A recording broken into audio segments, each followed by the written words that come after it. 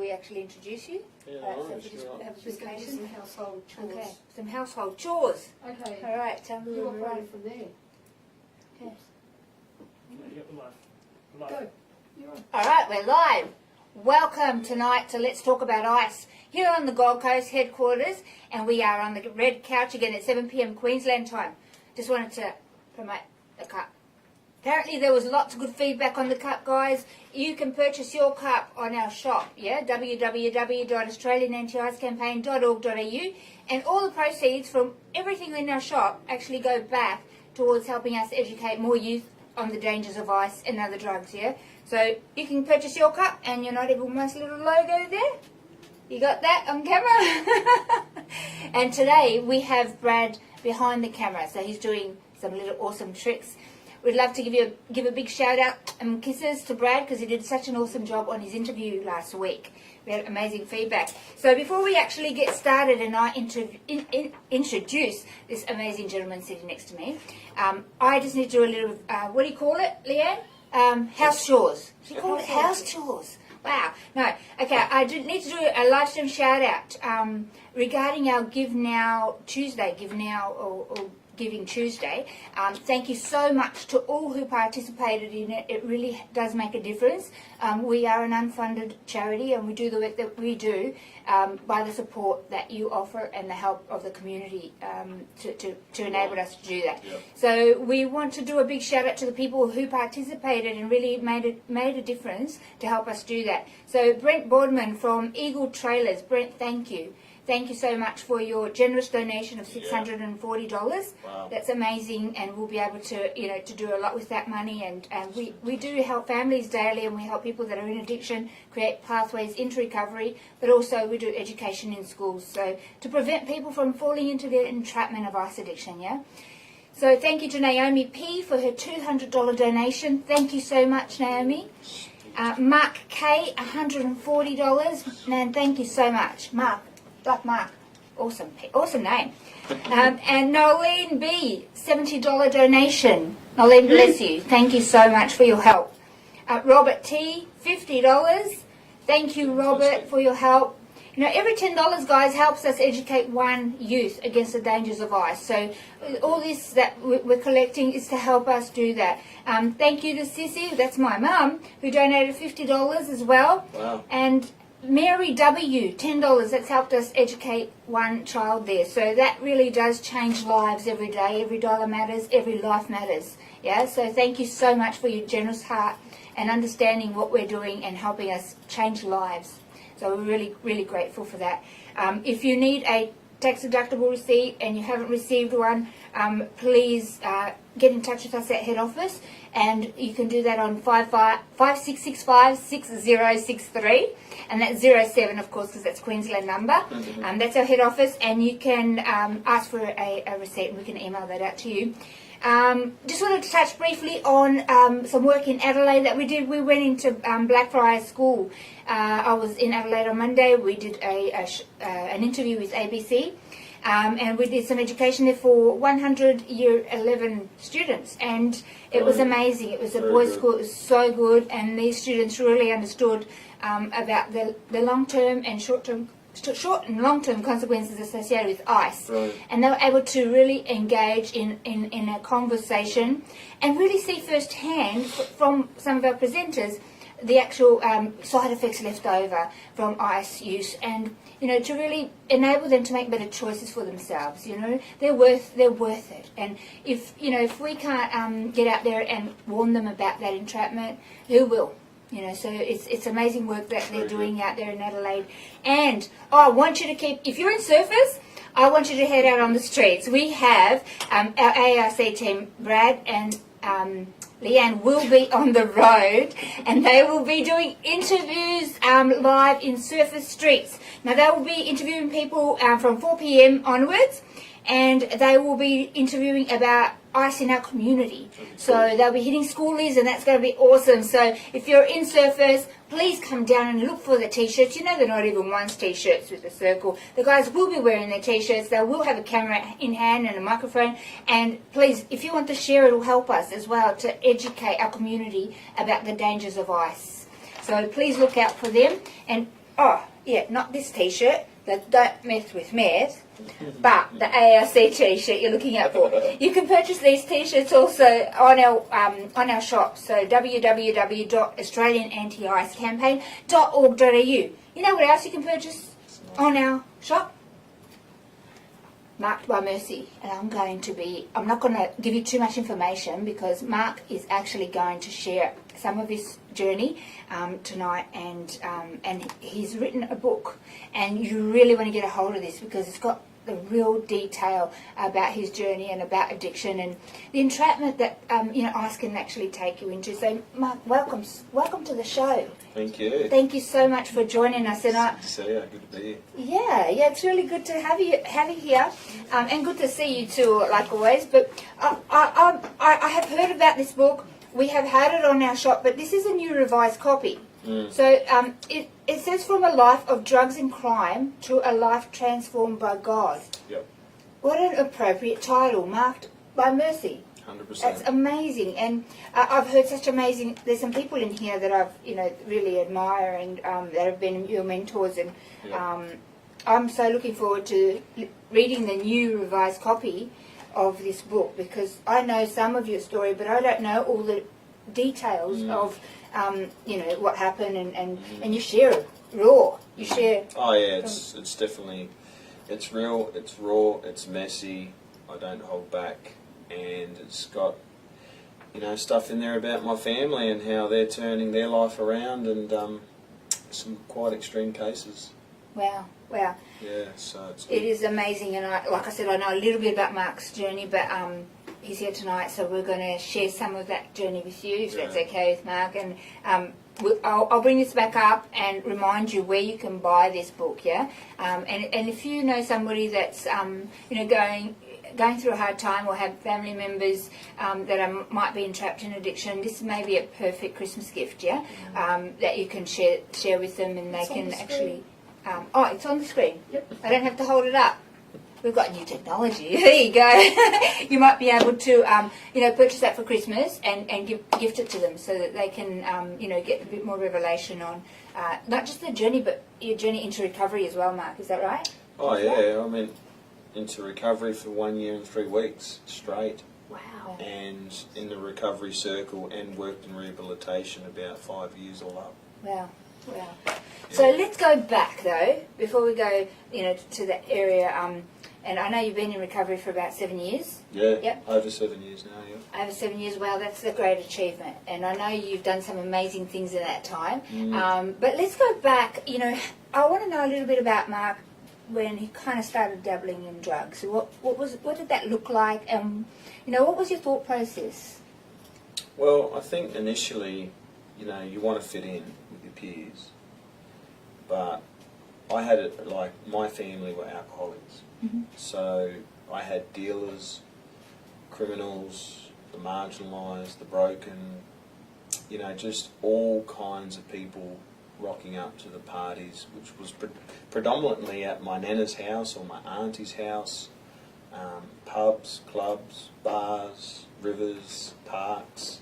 We'd have barbecues, and my family were country music singers, so no offence to country music singers out there, but as a little kid, we'd just party on, rock on all night, and us kids would be left to our own devices, and that's half the reason I was abused and why things happened in my journey. But I just thought life was just a big circus. I just thought, try everything, have fun. I was naive. No one really educated me. And if anyone told me not to drink or smoke, they're doing it right in front of me. So I thought, well, if you're doing it, why are you telling me not to do it? Yep. That's the way it was. How old were you when you first started to, did you start drinking first? And No, I actually started experimenting with aerosol cans. They call it croning today. Yep. So, I croned. I actually left my body when I was about maybe 11, 12 years old. I was outside of my body, and obviously I don't know if I fully died or not, but I was definitely, I didn't know to the extent of what took place. Weirdly enough, and it was just naively, and it was just for fun. Me and my mates were just, inhaling petrol. Just wild and young and didn't care. But I started smoking marijuana at a very young age, so I think I had my first hash cone at 13, 12 or something. And then, I started smoking a lot heavier. So did you actually go chasing, marijuana, or was it offered to you, or did somebody? Well, my say, family "Here, would I've got smoke in heaps"? front of me. Mm-mm. Like, I had my step-uncle, he was, there was people, my uncle was growing it. And then I had, dealers, and I had people all around me, so it was like, it was natural, it was organic. It's not like I was like, ooh, stay away from marijuana, oh, don't touch that stuff. Yep. There was none of that. It became Socially normal. acceptable in the circles that I was in. Yep. Only until later I found out that normal people that have a normal, healthy life didn't do that. Yeah, okay. I just thought it was normal. Yeah, wow. Yeah. So then what? Did you ask your uncle for some, or did somebody say, hey, we're going to go and get some, or... Do you remember that day? I remember smoking at school, and, in Adelaide as well. We'll just punch some cones in the bush between classes, and I also remember, just smoking cones at me uncle's. Like, it's not like, don't smoke. No, well, he had his own plants, and his mates would come around just piping on their own skunk buds, and I had my own ounce, and like, it was just free for all. It's not like it was hard to get. Yep. Everyone had it, and I think that's what happened. I left school at an early age, and then they started putting me on medications as well. Okay, for what? Because I had aggression issues. I was explosive. I had so much rage in me. And that's obviously for a number of reasons, which is in the book about I got flogged with a pool cue when I was a little boy, watching my mum getting violently bashed, being sexually abused by 3 different people on 3 different occasions by my extended family.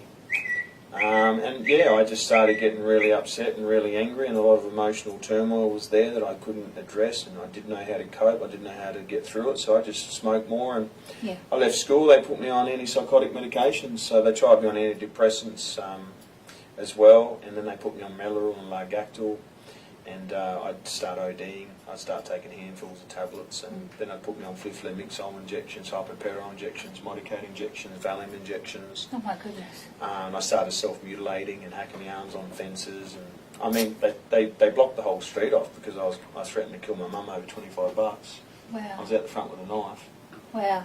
Yeah, so they shut down the street, sent me up the mental ward. I mean, I OD'd that many times. By 16, I OD'd numerable times that they sent me to Bloomfield, which is the 2nd biggest mental institution in Australia. Wow. And only because they didn't know what to do with me anymore. And so they'd find me on the street. I remember I was that far gone at 16, I was urinating on my friend's carpet and spitting over his floor. Wow. Thinking I was outside. So I started taking Cogentin, which was a side effect tablet for the injections I was getting.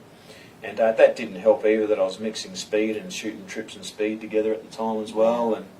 And so, they sent me to a mental institution and just to dry me out. Because they'd find me on the street, I'd be talking to myself and, lost everything. And this is at what, 16? By the age of 19, Wow. by the age of 19, I was in 7 drug-induced comas.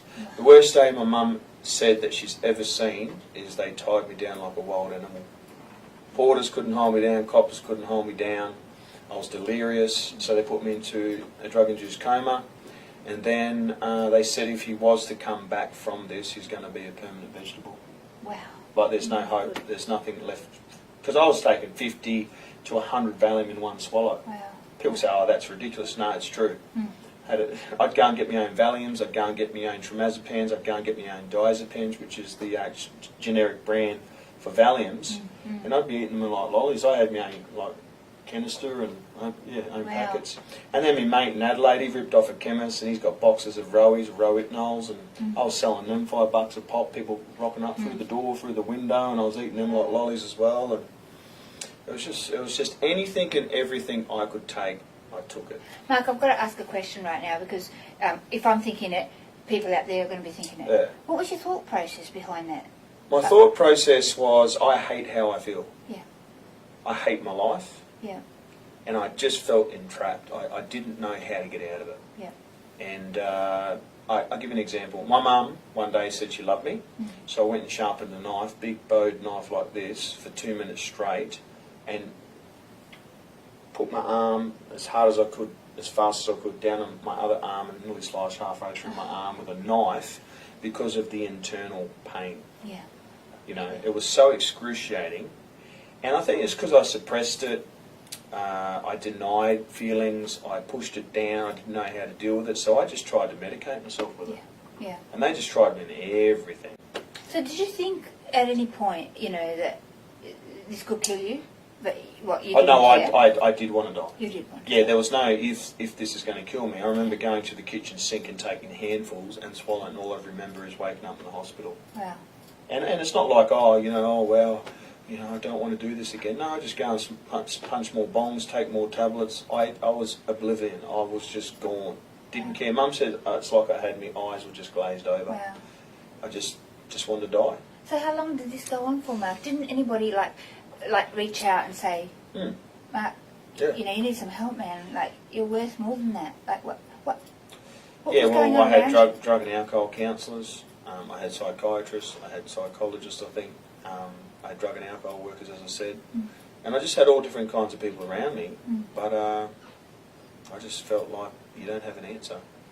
And it's not that they didn't have an answer, it's just that I wasn't willing to learn at that time. Yeah. I was so bent on my pain, I refused to receive anything anyone had to say.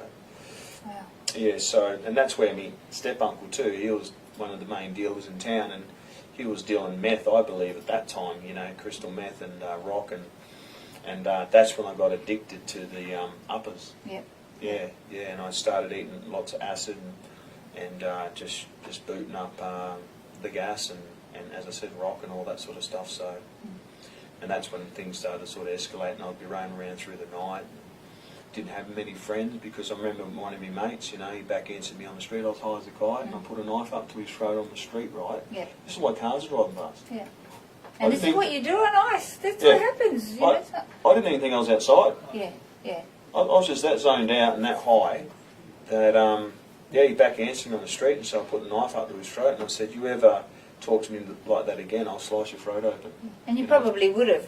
That's what the extent that ice takes you to, guys. You know, you're not thinking logic, rational thoughts. You know, No. the frontal lobe of your brain's not working, and you're just acting on impulse. And because there's so much, the serotonin in the brain's depleted, and the dopamine, you're quite often acting anger, violence, and depression and anxiety, and that's where it's all coming from. There's nothing, no consequence in your brain. You know, you just don't think that, and you'll do things that you can regret later, and you can hurt a lot of people and yourself. Yeah, and you don't care what you do to get that high. Yeah. You know, it's horrible. So how long did this go on for, Mark? Like, I mean, you got family, you got brothers and sisters. Yeah. Did they say no? Did they say? They anything couldn't. to you? Everyone was terrified of it. Yeah. Like, I wasn't the type for anyone to talk to. Like, I remember one guy walked in my nan's house one night and he was making coffee early hours in the morning, and I just thought he was being sneaky, so I grabbed a knife and bailed him up in the room for about 20 minutes. Wow. Told him I was going to shred him to pieces with a knife. Wow. Another night I was going to stab a guy clean in the chest, you know, and he just sort of backed off and said, hey, he knew something was wrong. And luckily for him, because that knife was going through his chest, Yeah. like I just got to the point where it's like, there is no mercy. You know what I mean? Yeah. And if I want my drug, I'll do whatever I need to do to get it. And Yeah. so that's when I ended up in Sydney and made a balaclava out of my hooded jumper. Wow. Tied it off at the back of my head, cut the eyes and mouth out, and I was on the street with a hammer in psychosis. Wow. Doing voiceovers. So tell me something. Did you end up in jail? No? Oh my goodness! After all of that going on, No. that's a bit of a miracle in itself. Well, it is. Yeah. Because I went under the mental health. Yeah. Because I had mental health history in my family, they just medicated me and just put me in a mental institution. Wow. And how long did you spend in there? you When I in went and to out? Bloomfield, I only went there for a month, but I'd go into, I think there was a place in Mildura that I went, there was a ward up at the hospital in Broken Hill at the time, but yeah, they just basically put it under mental health. Because, you know, my grandfather had schizophrenia, I think my uncle had bipolar, my other auntie, manic depressive, you know, I had all these issues in my family. And we just try to shove things under the carpet. Yeah, not deal with it. So, how many years were you living this life? Most of my life I've lived that way. it's only been probably a good 12 years off and on that I've ever been sober. And even if I was sober, I would drink alcohol, and then I'd have, I'd go to the brothels, and then I picked up a gambling addiction on ice when I was 32. Wow. Never gambled in my life. And I know I was on the gas in the day, but this time, because, early hours at night, I'm in the city. Yeah. I don't know anyone really in the city, so I just go down the tavern. Well, there's obsessive compulsive disorder that is associated with ice, and you get stuck doing something, and you're just there, and nothing else exists. Yeah, and scrounging around on the street like a beggar, you know what I mean? Like just looking for 20 cents, $1 just to go to the poker machine, like pulling my hair out nearly and punching a hole through the roof of my car, like I was just ropeable. Wow. And you couldn't stop it, you know what I mean? Like this excitement that I'm going to put that money in and get the big win, and then I'd get big wins, and I was that high that I'd actually lose the money straight on. I'd get $3,000 and just lose it in the next 20 minutes. That's amazing. Thinking I'd do big hits and then get more money, and and that's where it just wrecked me. Obsessive compulsive behaviour. behaviour. It was putrid. It was disgusting. So you were entrapped in this world of drug addiction, but specifically ice as well, came to ice, but for what? 12 years, 10 years? I'm asking you this question. As far as using it all up, I'd probably say 6 years. I'm asking you this question, Mark, because I know that there are families out there that we're helping, and they're like, oh no, my son's a lost case, he's been addicted for 7 years. No, nobody's a lost case. You don't give up. You don't give up hope. They do need to be ready, but by not enabling, putting boundaries in, still telling them you love them and you're there to help them when they are ready to change, and praying for them, that does make a difference. You just need to be taught. Sometimes as people, we're not born knowing what's a safe boundary for somebody that's using ice or drugs, and what's a safe boundary for a family. Like, what does that look like, and how do I implement that? Because your heart, that's your child, that's your loved one, and you want to help them naturally, but you can't always be giving them money to go and gamble or hit up, or enabling them with a roof when they are using their money to go and shoot up. You're actually helping them to keep using. And that's what happened with Mum. My mum didn't know that I had a mate come to me and said that, he was owed $16,000 at the time. I was only owed $1,000, for what I was doing. And he come to me and said, hey bro, I've got balaclavas, guns, this is what we're going to do. We're going to grab the people, put them in body bags, take them out, blow their heads off and put them down holes. And I said, well, hang on, how about we do it a better way so we don't go to jail for murder? How about we threaten to kill them and then come up with a payment option plan? See, all the Centrelink days kicked in. Oh, Centrelink. Payment option plan. I can't believe you thought about that. Oh yeah, and I was up all night, writing down how we're going to plan it, and then, just amazing, just crazy.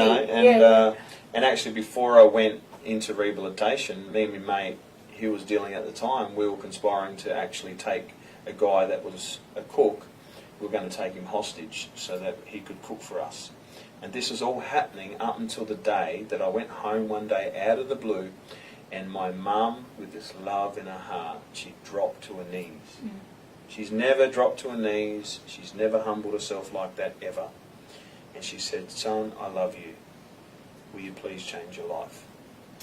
And something in my heart, it's like the string just got pulled, and I knew I was to the point of no return. I knew that I was going to go to jail for a long time. I knew people were going to end up dead. I knew I was eventually going to end up dead. And I didn't do it for that reason. I done it because I seen a love in her. And I knew that I was actually killing my mum. I was actually killing her. She was bedridden 3 times with ulcers in hospital. Worried sick because all she was waiting for was a phone call to say, your son's dead. So. Well, you weren't only killing your mum, but you were killing yourself. Oh, 100%. As well. Yeah, 100%. And, and that's the thing with addiction, there's pre-contemplation, which is, everyone else has got an issue with you, but I'm okay, I've got the drugs. But then there comes a point with contemplation where you've got an issue. Other people know you've got an issue, but, you've got to strike while the iron's hot. When someone's got an issue, get them proper help. Yeah. And that's what happened. I flew out in 2011 and went into rehabilitation. So from that, you just made a choice to call a rehab? Yeah, and I didn't want to give up. I didn't want to fully give up. Right. It's not like, I'm going to rehab because I'm going to give up completely and never take drugs again. I never went with that intention. Wow. I just knew that I had to get off drugs. Yeah. I knew that it was killing my family. But as I went in there, I got tools and skills and information and education that actually helped me to have consequential thinking. Yeah. Yeah. And I started enjoying the fact that I could take ownership for my life. That's awesome. Yeah, that's And I fantastic. actually don't desire drugs. I don't want to do drugs. I don't even drink. I don't smoke cigarettes. Yeah. Oh, look. I haven't been to strippers since. No brothels. No poker machines. I don't sit on poker machines no more.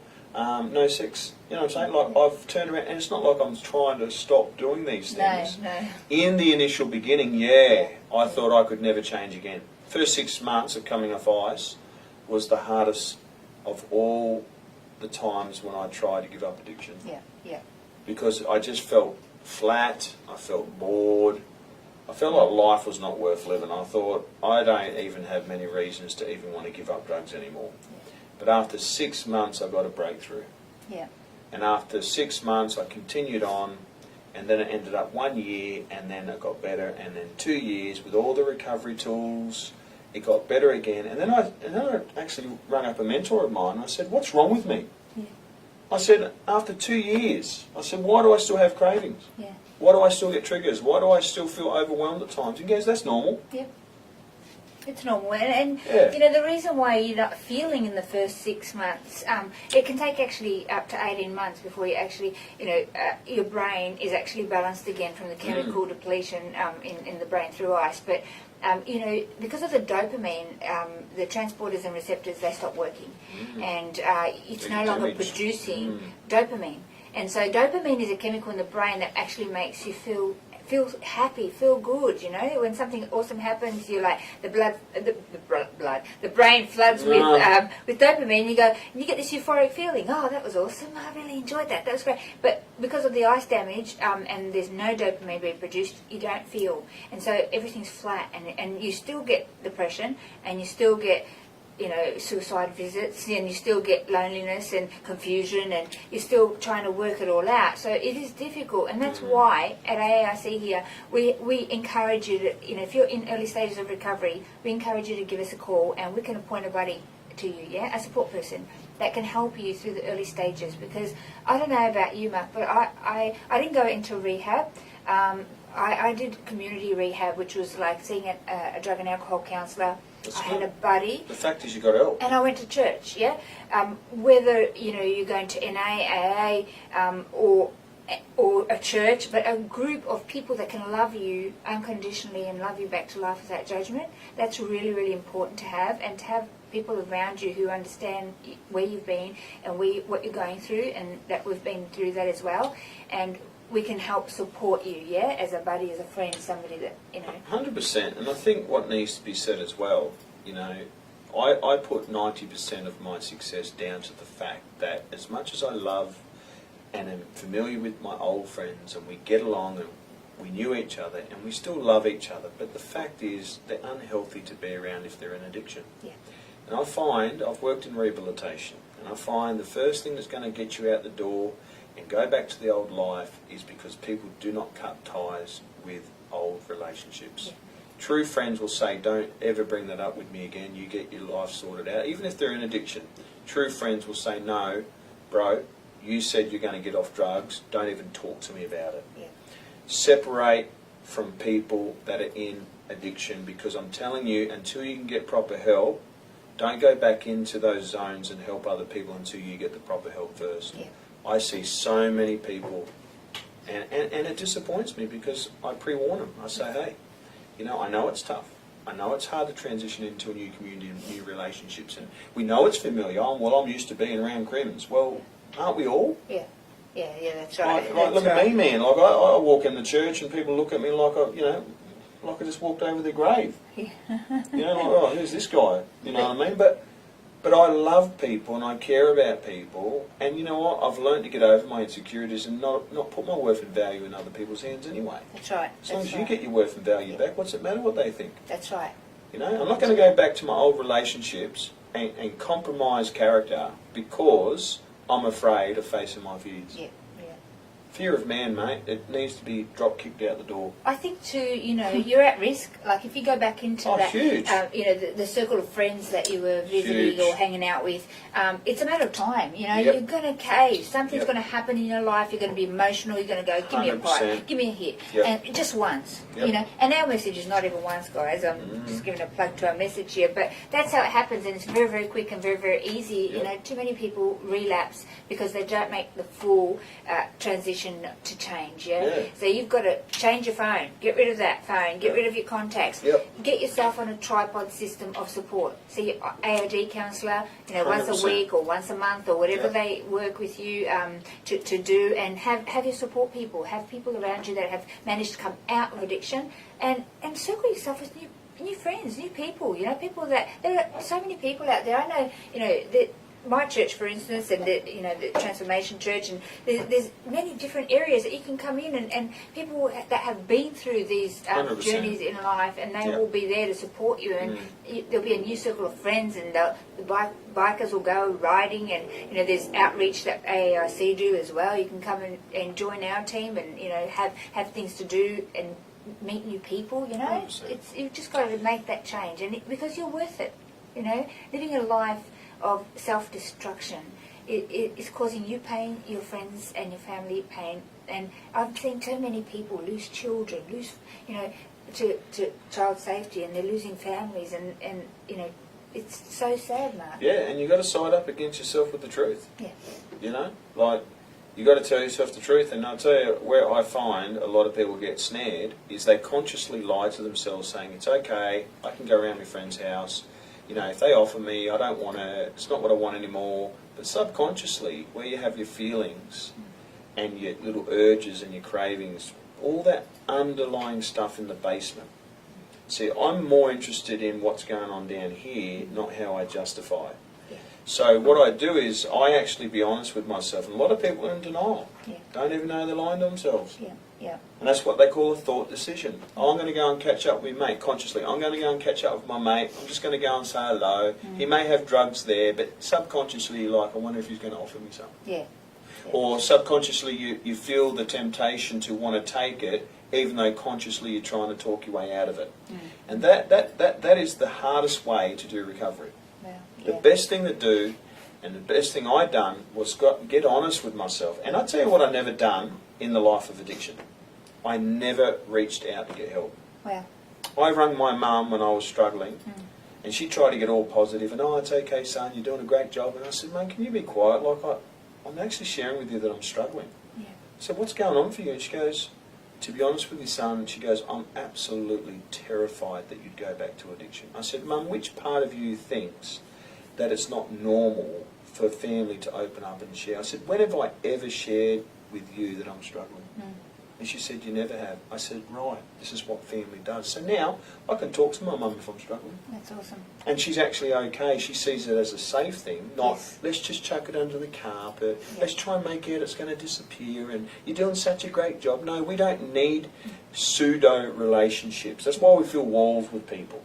We feel they agree, but they don't be honest with us. They talk to us, but they're not telling us the truth. And this is what we've got to do in addiction. If you're struggling, start talking to someone and offloading the burden if you're triggered or overwhelmed or you're tempted. Don't hold it in. I find if you hold it in, you're in big trouble. It's a bomb waiting to happen, isn't it? And Mark, that's why I say in the early stages of recovery, you're better off, guys, going into a rehab where people that have been through that have got tools, and they can put them in front of you, and you can utilise those tools to help unpack some of this stuff that Mark's talking about. Because on your own, it is a bit more difficult. It is more, you're out in the community, you're out with the same friends and the same environment, and it's hard to actually sit there and do the work. But in rehab, you have it all there, and you have the time to do it. And that's the thing. Let's just be honest. There's highly functional drug addicts. Yep, and there's really dysfunctional drug addicts. The only problem is they've got they've got a great skill set, but they don't realise that they're dying in the same time. So they think they're living life, but really they're not. They're surviving. So when the drugs run out, they can't survive.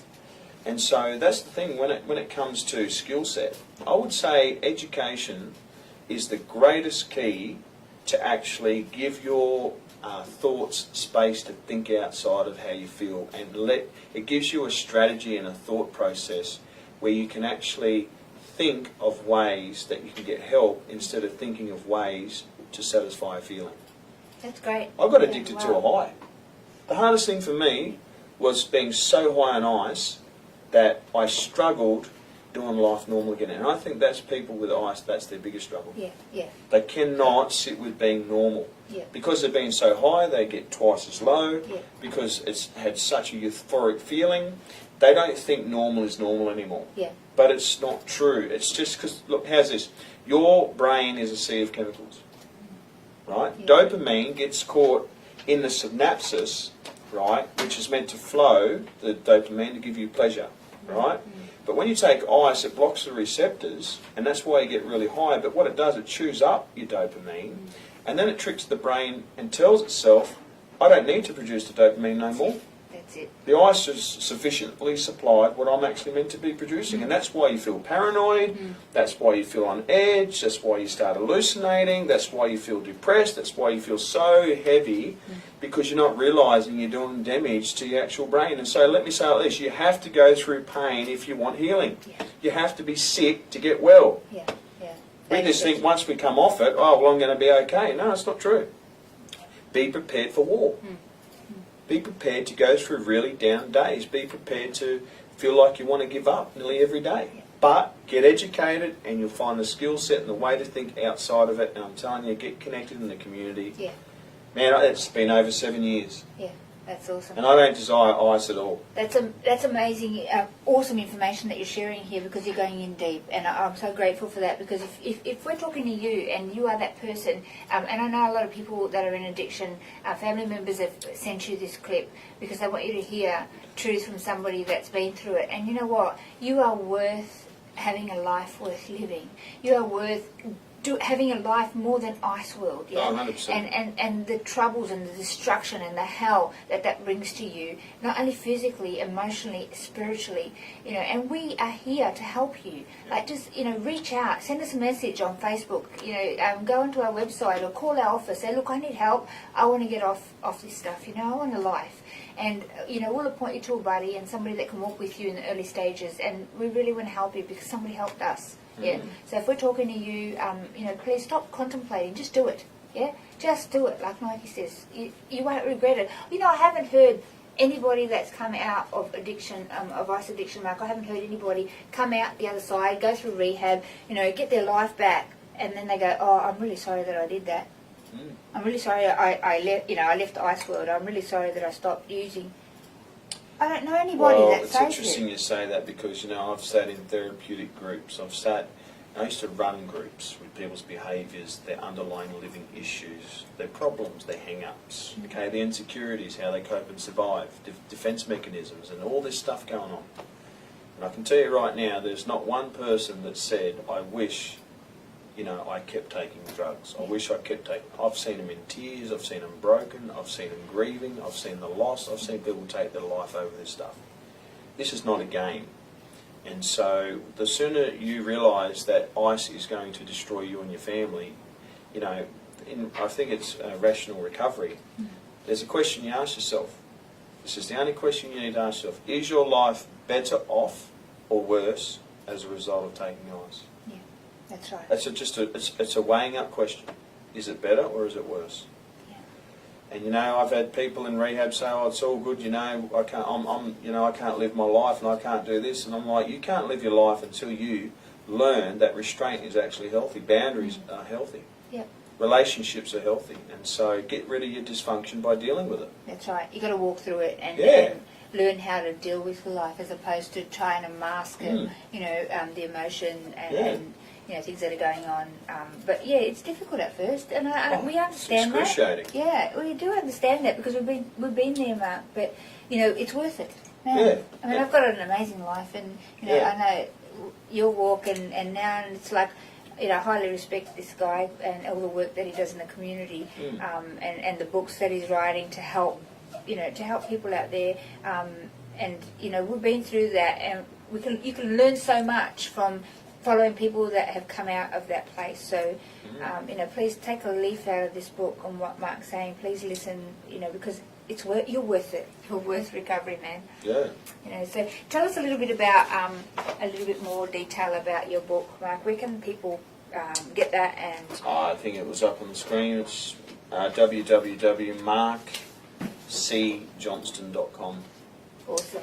Yeah. And you can also purchase it on Australian Anti-Ice Campaign shop. And we have a question from Jack. Please explain your website, Jack. As in, explain. What do you do on your website?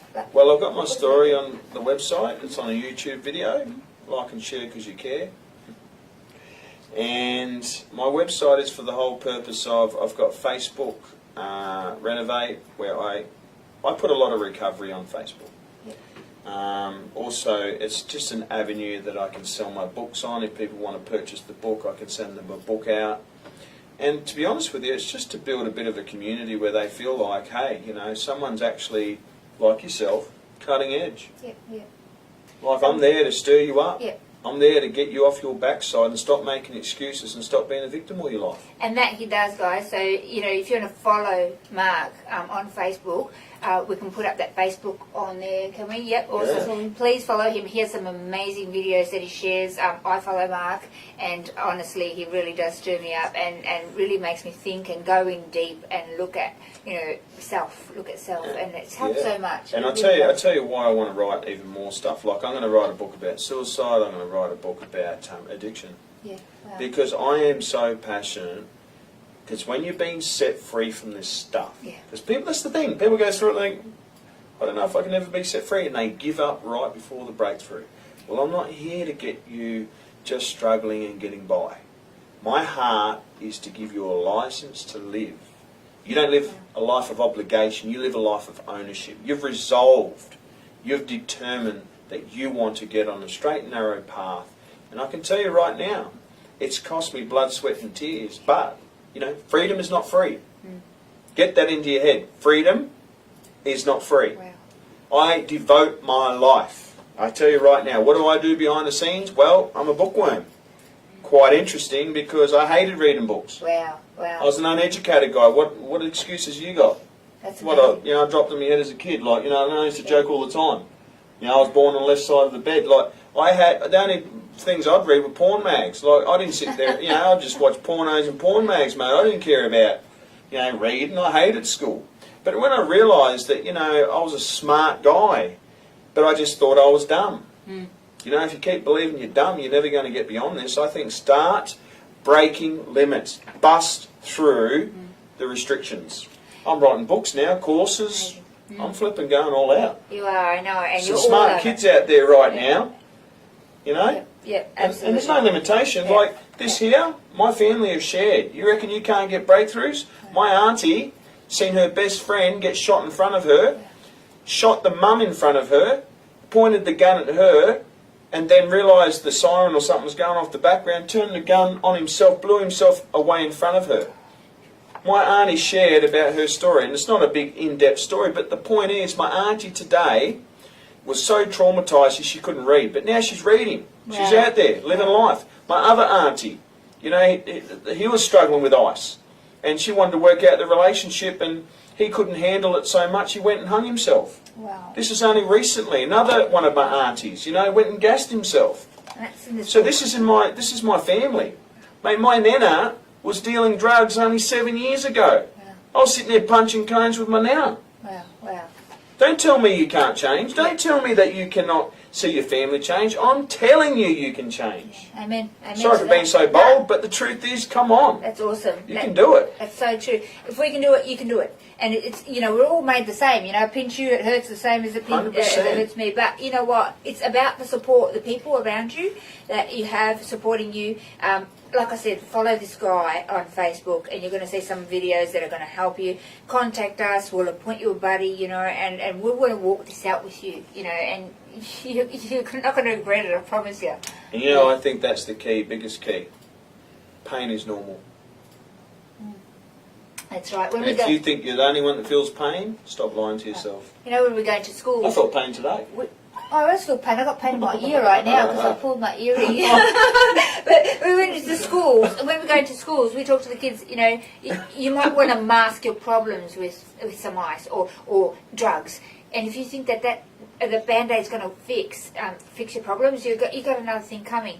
Life is made of problems. You're going to have problems, but we overcome problems, you know. We overcome problems by getting some tools, by talking to people and learning how to walk through it. Come on. We don't need a Band-Aid because the Band-Aid's only going to temporarily be on there, but that Band-Aid is actually going to bring infection. Yep. That Band-Aid's going to bring more problems than what you ever thought possible, you know, when you engage in drugs, specifically ice, to mask the problem. And you have a mountain of things to deal with, more problems, you know, when you're trying to work or get out of that entrapment. So that's not the answer. The answer is to walk through it, guys. Connect yourself with people that love you, people that care for you, services, and walk through it and you know, keep going and break through walls, not to mask it, not to run 100%. away, you know. I was a runawayer, you know. Things would happen and I'd run away. Oh, people are good at running. They just don't realise they can run in the right direction. Yeah, that's right. You know, if you run in the wrong direction and you say yes to the People wrong are thing. good fighters, Yeah. but they just got to fight the right fight. Yeah, that's awesome. You know, there's a good course, if I can mention it, because Yes. what's changed my life, it's a course called Living Wisdom. Wow. You want to dig deep. You want to know why you do what you do and what's causing it. There's a course called Living Wisdom by David Riddell. It has changed my life. Where can they find out? I just more live in about Wisdom, this? New Zealand. Yep. Like, look up the website. He's even got videos, but he's even got a book you can purchase, even got CDs. It's changed my life. And he says a few things. He said, there's none so blind as those who choose not to see. Wow. You will not see until you want proper help. He also said, the heart has reasons that reason knows nothing about. Okay? Your heart's hurting. You need to understand that it has reasons that your reason knows nothing about. You can try and strive against how you feel, but once you actually get underneath and address how you feel and process through it, you can get proper help. And so I love his course, and this is his motto. This is his theory. He says, make your mind your friend. Wow. And today I was saying to you, I felt in pain today. Why do I deal with pain more effectively today? Because my mind's my friend. My feelings don't drive my thinking anymore. Yeah, that's awesome. I've trained my thinking what to think by principles. And I love this quote. You know, it's not that principles don't fail. They only fail when they're not applied. Wow. That's awesome, guys. That's really, Mark, that's amazing. We have another question here. Carmen said, this program tonight has helped her cravings. Thank you. Any further advice on this? Cravings? Yeah, when it comes to cravings, reassure yourself. And look up the word reassurance in the dictionary. Right? It means to actually speak. And it says it will remove your fears and doubts. Even though I want to go and get on tonight, the truth is I'm going to feel crap later if I do. Yeah, that's right. Right? Reassure yourself. Make your mind your friend. Because most people's minds is their worst enemy. So train your thinking, right, to line up with your core values, beliefs and attitudes. So I do this every day. Yep. That was then, Absolutely. this is now. That's right. I am not the same person. I'd have triggers, cravings, urges, and I actually start talking to myself and say, shut your mouth, Mark, you know exactly where that's going to lead That's you. right, exactly. And I'll tell you one story. I'll tell you how this works. If you want to know how it works, I was driving and I was like 2 years clean. I was feeling quite mighty. Yeah, yeah, Mr. Guru, right? yeah. And I'm driving along and come up to the lights. And this guy next to me, oh my gosh, he was high as a kite. Now, you like me, when you see someone high, it makes you feel overwhelmed because you know what that's like. Yeah. But I'm not taking drugs now. So I look over and go, oh my gosh. And I start feeling overwhelmed. But what I just told you to do has helped me through, and I'm 7 years clean today. You know, I do this exactly the same thing. Yep. We get cravings, we get thoughts. Oh, It's yeah. like, go away. I know where you're going to drive me, and I know what you're going to steal from me, and go away. I'm not listening to you. That's what you've got to do. Yep. And so I drove off from these lights, and I tell you, from one light here to the next light, this is what I told myself. I drove calmly, and what most people do is they get in a frantic because they feel anxious. Don't do that. Calmly tell yourself. I said, Mark, that guy there, he may be as high as a kite right now, but you know from experience that he's going to feel just as down as what he is high. by tomorrow. Yeah. He's going to be lying, stealing, cheating, and pulling his hair out. He's going to be confused and paranoid. Yeah. That's not who you are anymore. That's not what you want. This is where you're going. And I reaffirmed myself, reassured myself, and before you know it, by the next light, I subconsciously brought up what I felt. I made my mind my friend, and I didn't even think about it afterwards. Because I made my mind how I want to program it to think, and it actually told my feelings to settle down and be quiet. That's it. I just take myself back, and that's what a lot of our workshop presenters do. By sharing their journey every day, they actually remember where this drug took them, and it helps them not ever to go back, because it's like, I hate it, I hate this drug, what it did to me, what it destroyed. But then on top of that, capturing that thought, going, no, I don't want to go there, I remember what you did, and then going, go away, I love my life now, I have awesome friends, I have a great family, I have an opportunity to be whatever I want to be. Exactly. I'm now healthy, you know, and just see all the things that have come out from not being in addiction, that all the things that you have back. You might have relationships back, you know, you might be able to sleep and you know, and eat properly, and you know, have amazing friends, you know, and it's just so many things to look forward to. So focus on that, keep your eyes on what you do have, and not where this lifestyle took you to. And that's why I love David Riddell's stuff, Legal Wisdom. This stuff will give you the how-tos. He calls it truth coaching. Wow. You've got to truth coach yourself. You've got to reparent yourself. That's what he tells you to do. Your unbearable feelings, he'll teach you how to make them bearable. Wow. What's his name? David Riddell, Living Wisdom. One of the best courses I've ever done in my life. Wow. My life has never been the same ever since. Yeah, and amongst all the recovery and the mentor, the community, okay, it's not just about information. No. It's about getting around the right people as well. And the thing, Mark, is the information is good, but it's applying it. You know, you've actually got to apply it. It's good to learn stuff, but unless you 100%. actually put it to practice, it's not going to help you. Yeah. So when you learn them, it's like, okay, got that. And it might take a week to actually, you know, get that whatever you learnt for that day. It might take a week or two to actually process that and implement it into your life and actually do it, you know, because it's easy to just read and get the information and go, oh, yeah, that's a great lot of information, but I'm not doing nothing about it, you know. So if that works, and you know. there's a quote that says the voyage of discovery is not in seeing new landscapes. It's not seeing new landscapes, it's having new eyes. You've got to see things differently. And you know, the other thing, I love this too, and I just have to say it, and I need to explain it. There's another quote, it's by Vinstein. And this one I go off all the time. He says, the limits of language are the limits of my cognitive mind. All I really know is what I have words for. In other words, if you do not educate your soul, right, you cannot think beyond what you've always known. If I said to you a word and you didn't understand what it meant, your thinking is limited by what you don't understand. That's right. So what you do is you educate your soul, so you can think outside of what you're used to, the programming, neurological pathways, all the grooves and the ways you think all those years. How did I come out of, you know, taking all these drugs? And I was taking endones, prolidones, my gosh. I was taking drugs I don't even have names for. It wasn't just all this stuff. I took everything that I didn't even mention here today. How did I get through that? I educated myself so that when I was tempted, I didn't go, well, I know what I do. I go over here. No, I trained my thinking outside of its box. And now, because I'm thinking, I'm expanding. I'm giving my mind options. I hope that makes sense what I'm saying. I'm giving my mind options.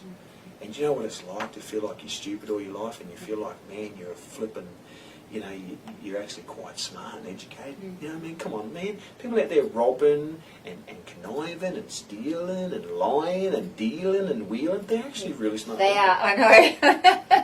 I know. If they could just channel that into a positive direction, it would be amazing. Yeah. And you find that a lot of high achievers and a lot of really smart people often, you know, I don't know if it's coincidence, but if they make a wrong choice, they end up, you know, really heavy drug users and down a path to hell, you know. I've seen some people with high IQs saying they're stupid. That's amazing. Come on, you can't do that sort of stuff and be successful in the world out there and think that you're not smart enough to be educated. Yeah. You just told yourself that lie. Another thing I need to put in there, and I'll give this one for free. Stop seeing all the costs all the time and start seeing the benefits. That's right. You know, all cost. You don't know what it's like and you don't know how hard it is. Please, someone that's never taken drugs, why should they understand how hard it is? Stop being a victim and realise that if you want to take your life back, You're going to have to take it one step at a time and stop blaming, projecting, right? And poor me as though the world owes you something. The world does not owe you nothing. You're not a victim no more. Learn to be victorious. Yes. I know I'm straight down the line, but it's the truth. You need to hear it. You know I'm telling you the truth.